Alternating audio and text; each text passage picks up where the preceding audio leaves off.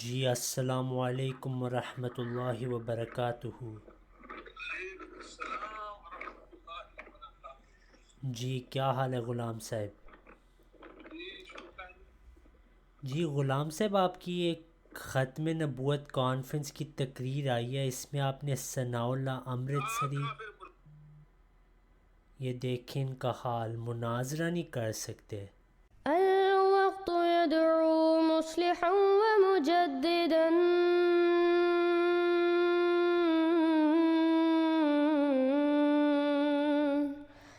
فارنوا بنظر طاهر وجنان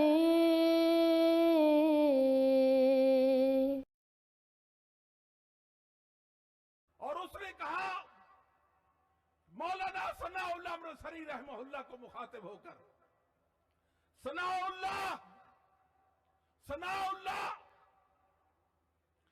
جھوٹا سچی کی زندگی میں مر جائے گا، یہ اس نے چیلنج کیا تھا سرخیل اہل حدیث علامہ ثناء اللہ امرتسری رحمہ اللہ کو، کہ جھوٹا سچی کی زندگی میں مر جائے گا۔ 15 دن کے بعد الفضل میں لکھا، یہ بات میں نے اپنی طرف سے نہیں کہی بلکہ مجھ پر وحی آئی ہے کہ جھوٹا سچے کی زندگی میں مرے گا۔ میرے بھائیوں، نوجوانوں، اہل حدیث ہو، ذرا غور فرمائیے، ثناء اللہ امرتسری اس وقت نہیں نزار اور کمزور انسان تھے، انتہائی بوڑھے اور قبر خمیدہ تھے۔ کہا مرزا مجھے تیرا چیلنج قبول ہے۔ السلام علیکم ورحمۃ اللہ وبرکاتہ۔ غلام مصطفیٰ ظہیر احمدی مسلمانوں کے ساتھ مناظرہ نہیں کر سکتا بلکہ احمدی مسلمانوں سے ڈرتا ہے، اسی وجہ سے اس نے مجھے کافر مرتد کہا اور مناظرہ نہیں کر سکا۔ اب یہاں پہ اس نے صراحتاً جھوٹ بولا ہے کہ ثناء اللہ امرتسری بہت بڑھاپے میں تھا، جبکہ حقیقت میں وہ صرف 29 سالوں کا تھا، 29 سالوں کا تھا، جبکہ حضرت مرزا غلام احمد علیہ السلام 62 سالوں کے تھے۔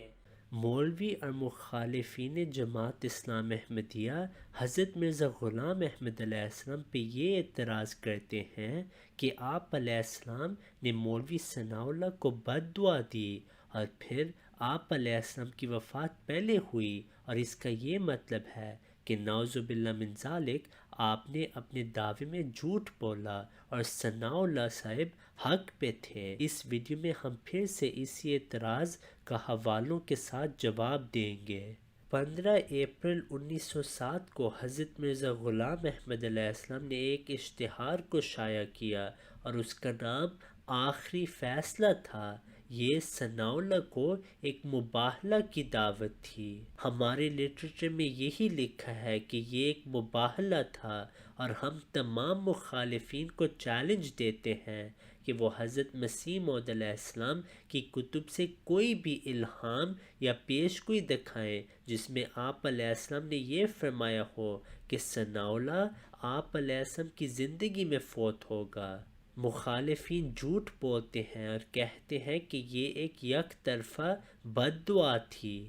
بعض مولوی تسلیم کرتے ہیں کہ یہ ایک مباہلہ تھا، لیکن وہ کہتے ہیں کہ کیونکہ ثناء اللہ امرتسری نے اس مباہلہ کو قبول کیا، حضرت احمد علیہ السلام کی وفات پہلے ہو گئی، لیکن یہ بھی بالکل جھوٹ ہے۔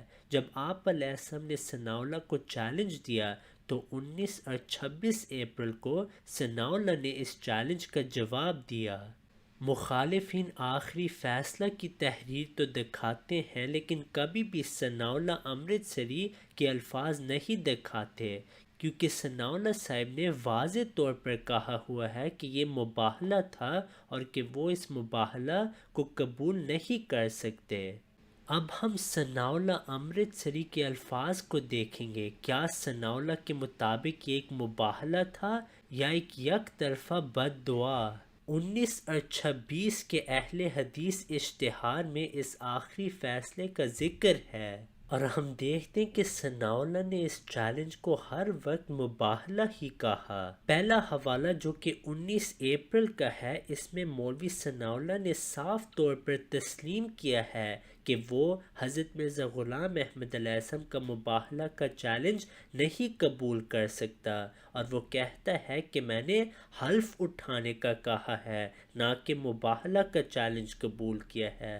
وہ پھر کہتا ہے کہ قسم اور ہے، مباہلہ اور ہے۔ پھر اگلے حوالے سے بھی ثابت ہے کہ مولوی ثناء اللہ کے نزدیک جو حضرت مسیح موعود علیہ السلام کا آخری فیصلہ کا اشتہار تھا وہ مباہلہ ہی تھا۔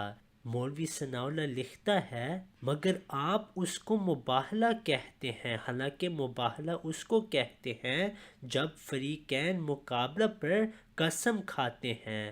حلف اور قسم تو ہمیشہ ہر روز عدالتوں میں ہوتی ہیں، مگر مباہلہ اس کو کوئی نہیں کہتا۔ اس سے ثابت ہوا کہ جب مولوی ثناء اللہ نے آخری فیصلہ کو پڑھا وہ جانتا تھا کہ یہ مباہلہ کا چیلنج ہے، اور ساتھ اس نے اس چیلنج کو قبول نہیں کیا۔ پھر اہل حدیث 19 اپریل کے اشتہار میں لکھا ہے کہ مباہلہ کے واسطے مولوی ثناء اللہ امرتسری کا چیلنج منظور کیا گیا۔ پھر اسی صفحے کے فٹ نوٹ پہ مولوی ثناء اللہ لکھتا ہے کہ میں سفر سے آیا تو 12 اپریل کا اخبار مرتب تھا اور مرزا صاحب کو مباہلہ کا جواب جلد دینا تھا۔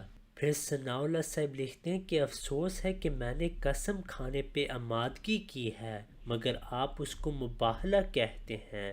اس سے پھر ثابت ہوا کہ ثناء اللہ کے نزدیک آخری فیصلہ ایک مباہلہ کی دعوت تھی۔ پھر 26 اپریل کے اشتہار میں بھی مولوی ثناء اللہ لکھتا ہے کہ کرشن جی نے خاکسار کو مباہلہ کے لیے بلایا۔ پھر ثناء اللہ لکھتا ہے کہ اول کہ اس دعا کی منظوری مجھ سے نہیں لی اور بغیر میری منظوری کے اس کو شائع کر دیا۔ اب اگر حضرت مسیح موعود علیہ السلام کا آخری فیصلہ مباہلہ نہیں تھا اور صرف ایک بد دعا تھی جیسے مولوی کہتے ہیں، پھر ثناء اللہ یہ کیوں کہہ رہا ہے کہ میرے سے کوئی منظوری نہیں لی گئی؟ کیا بد دعا کے لیے کسی سے منظوری ضروری ہوتی ہے؟ دوسری بات یہ ہے کہ پورے اشتہار میں ثناء اللہ نے اس کو مباہلہ ہی کہا۔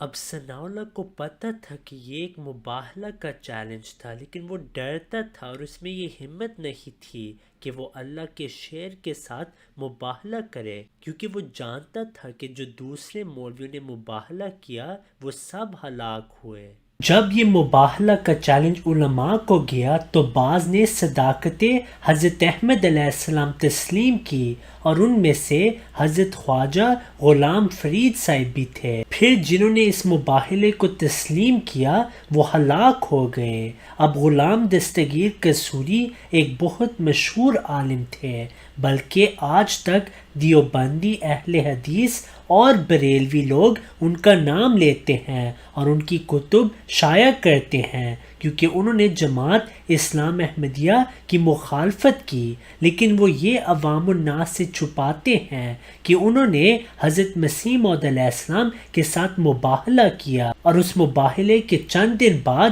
وہ اور ان کے 2 بیٹے طاعون میں ہلاک ہو گئے۔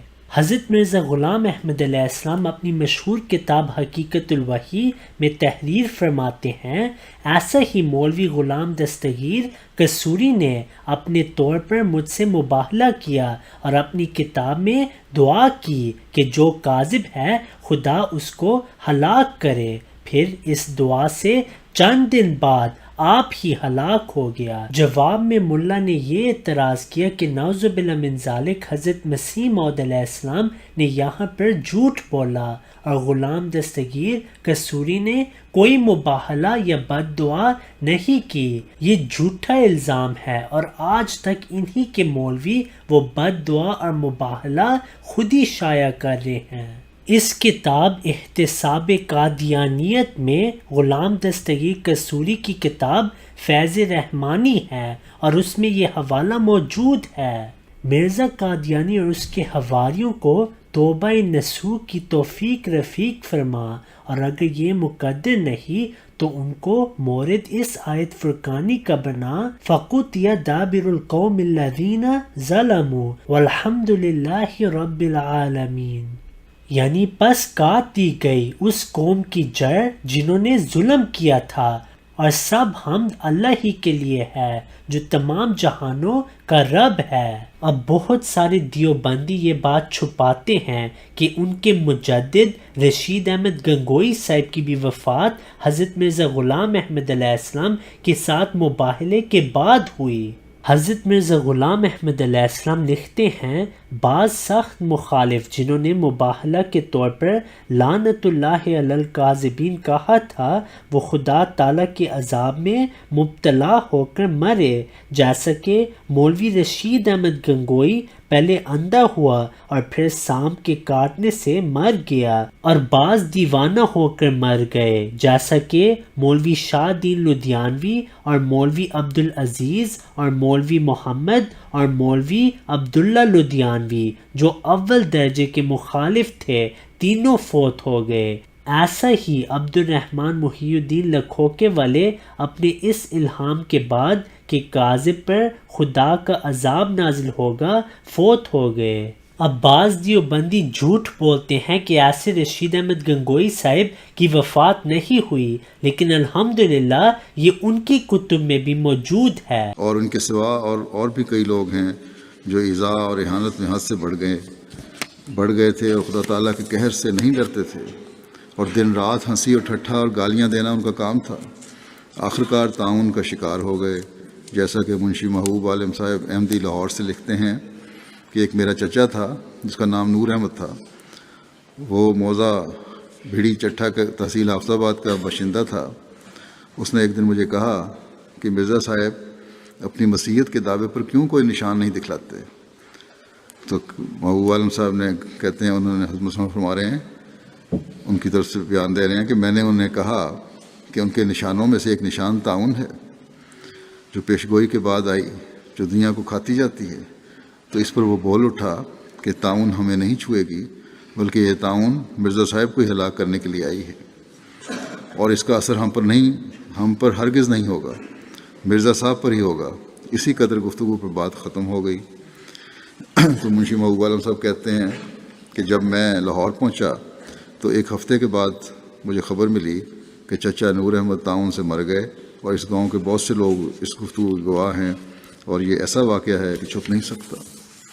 پھر آپ فرماتے ہیں اور میاں مہاراج الدین صاحب لاہور سے لکھتے ہیں کہ مولوی زین العابدین جو مولوی فاضل اور منشی فاضل کے امتحان پاس کرتا تھا، اور مولوی غلام رسول قلعہ والے کے رشتہ داروں میں سے تھا، اور دینی تعلیم سے فارغ التحصیل تھا، اور انجمن حمایت اسلام لاہور کا ایک مقرب مدرس تھا، اس نے حضور کے صدق کے بارے میں مولوی محمد علی سیالکوٹی سے کشمیری بازار میں ایک دکان پر کھڑے ہو کر مباہلہ کیا۔ پھر تھوڑے دنوں کے بعد بمرض تعاون مر گیا، اور نہ صرف وہ بلکہ اس کی بیوی بھی تعاون سے مر گئی، اور اس کا داماد بھی جو محکمہ اکاؤنٹنٹ جنرل میں ملازم تھا تعاون سے مر گیا۔ اس طرح اس کے گھر کے 17 آدمی مباہلے کے بعد تعاون سے ہلاک ہو گئے۔ یہ عجیب بات ہے، آپ فرماتے ہیں حضرت مسیح علیہ الصلوۃ والسلام فرماتے ہیں کہ یہ عجیب بات ہے کہ کیا کوئی اس بھید کو سمجھ سکتا ہے کہ ان لوگوں کے خیال میں کاذب اور مفتری اور دجال تو میں ٹھہرا، مگر مباہلے کے وقت میں یہی لوگ مرتے ہیں۔ کیا نعوذ باللہ خدا سے بھی کوئی غلط فہمی ہو جاتی ہے؟ ایسے لوگوں پر کیوں یہ قہر الہی نازل ہے جو موت بھی ہوتی ہے اور پھر ذلت اور رسوائی بھی۔ اور فرماتے ہیں کہ اور میاں مہاراج دین لکھتے ہیں کہ ایسا ہی کریم بخش نام لاہور میں ایک ٹھیکیدار تھا، وہ سخت بے ادبی اور گستاخی حضور کے حق میں کرتا تھا اور اکثر کرتا ہی رہتا تھا۔ میں نے کئی دفعہ اس کو سمجھایا مگر وہ باز نہ آیا، آخر جوانی کی عمر میں ہی شکار موت ہوا۔ پھر آپ فرماتے ہیں کہ سید حامد شاہ صاحب سیالکوٹی لکھتے ہیں کہ حافظ سلطان سیالکوٹی حضور کا سخت مخالف تھا۔ یہ وہی شخص تھا جس نے ارادہ کیا تھا کہ سیالکوٹ میں آپ کی سواری گزرنے پر آپ پر راکھ ڈالے۔ آخر وہ سخت تعاون سے اسی 1906 میں ہلاک ہوا، اور اس کے گھر کے 9 یا 10 آدمی بھی تعاون سے ہلاک ہوئے۔ ایسا ہی شہر سیالکوٹ میں یہ بات سب کو معلوم ہے کہ حکیم محمد شفیع جو بیعت کر کے مرتد ہو گیا تھا، جس نے مدرسۃ القرآن کی بنیاد ڈالی تھی، آپ کا سخت مخالف تھا۔ یہ بدقسمت اپنی اغراض نفسانی کی وجہ سے بیعت پر قائم نہ رہ سکا۔ اور سیالکوٹ کے محلہ لوہارا کے لوگ جو سخت مخالف تھے عداوت اور مخالفت میں ان کا شریک ہو گیا۔ آخر وہ بھی طاعون کا شکار ہوا، اور اس کی بیوی اور اس کی والدہ اور اس کا بھائی سب یکے بعد دیگرے طاعون سے مرے، اور اس کے مدرسے کو جو لوگ امداد دیتے تھے وہ بھی ہلاک ہو گئے۔ پھر فرمایا کہ ایسا ہی مرزا سردار بیگ سیالکوٹی جو اپنی گندہ زبانی اور شوخی میں بہت بڑھ گیا تھا، اور ہر وقت استہزاء اور ٹھٹھا اس کا کام تھا، اور ہر ایک بات طنز اور شوخی سے کرتا تھا، وہ بھی سخت طاعون میں گرفتار ہو کر ہلاک ہوا۔ اور ایک دن اس نے شوخی سے جماعت احمدیہ کے ایک فرد کو کہا کہ کیوں طاعون کرتے ہو؟ ہم تو تب جانے کہ ہمیں طاعون ہو۔ بس اس سے 2 دن بعد طاعون سے مر گیا۔ اب ملا حضرت اقدس مسیح موعود علیہ السلام کا آخری فیصلہ تو پڑھ دیتے ہیں، لیکن آخر پہ آپ علیہ السلام نے واضح لکھا کہ اب ثناءاللہ اس کو اپنے اخبار میں شائع کرے۔ پھر ثناءاللہ نے آخری فیصلہ اپنے اخبار میں شائع کیا، اور اس کے بعد جواب دیا کہ میں اس کو کیوں قبول نہیں کر سکتا، یعنی آخری فیصلہ کو شائع کر کے بھی اس نے انکار کیا کہ میں اس کو منظور نہیں کر سکتا، اور ساتھ وجوہات بھی دیں۔ جہاں پہ مولوی ثناءاللہ نے آخری فیصلہ شائع کیا، اسی اخبار کے صفحے میں آپ نے جواب دیا کہ میں کیوں اس کو قبول نہیں کر سکتا۔ پھر آخر میں مولوی ثناءاللہ نے لکھا کہ یہ تحریر تمہاری مجھے منظور نہیں۔ بعض باتیں جو ثناءاللہ نے لکھی ان میں یہ باتیں بھی تھی کہ آپ علیہ السلام نے ان سے منظوری نہیں لی، اور کہ آپ علیہ السلام کا فیصلہ آخری فیصلہ کیسے ہو سکتا ہے۔ تیسری بات یہ کہ اگر ثناءاللہ فوت ہوتا ہے تو یہ دوسروں کے لیے کیسے ایک نشان ہے۔ چوتھا کہ جو انبیاء اور رسل ہوتے ہیں وہ دوسروں کی ہلاکت کے لیے دعا نہیں کرتے۔ پھر کہ جھوٹوں کو اللہ تعالیٰ لمبی زندگی دیتا ہے، کیونکہ مسیلمہ الکذاب نبی صلی اللہ علیہ وسلم کے بعد فوت ہوئے۔ اور پھر کہ آپ علیہ السلام کا جو آخری فیصلہ ہے وہ کسی کو بھی قبول نہیں ہو سکتا۔ ان تحریرات سے ثابت ہوا کہ مولوی ثناءاللہ امرتسری جانتا تھا کہ یہ مباہلہ کی دعوت تھی، اور اس میں یہ ہمت نہیں تھی کہ وہ حضرت مرزا غلام احمد علیہ السلام کے ساتھ مباہلہ کرے۔ پھر آخری فیصلہ کے متعلق ثناءاللہ نے صاف طور پر کہا کہ یہ مجھے منظور نہیں، تو کوئی مباہلہ نہیں ہوا۔